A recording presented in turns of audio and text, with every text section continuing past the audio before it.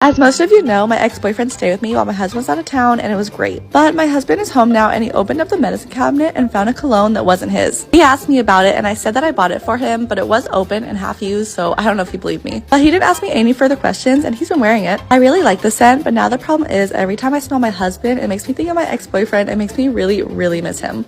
My husband barely ever goes in my son's room because he says it's my job to take care of him, so there's no reason for him to be in there. But last night he looked in here and saw how messy it was and got so mad at me. He told me I was a horrible mom for not picking up after my son every time he plays and that this is unacceptable. I feel so bad for upsetting my husband. My husband was gone for over a week visiting my best friend in Seattle, and then he ended up running into a girl he used to know in high school and went to Aspen with her for 2 days. He was gonna stay for 4 days, but the trip got cut short because her husband found out that my husband was with her. Her husband was just really upset that they shared a hotel room, but I don't think it's that big of a deal. I mean, they were skiing all day long and then so tired and just sleeping in the hotel room, so I don't know why he's so mad about it. But I guess some people just don't trust their spouse as much as I trust my husband. Anyways, he got home a few nights ago and I'm just so happy to have him home with me.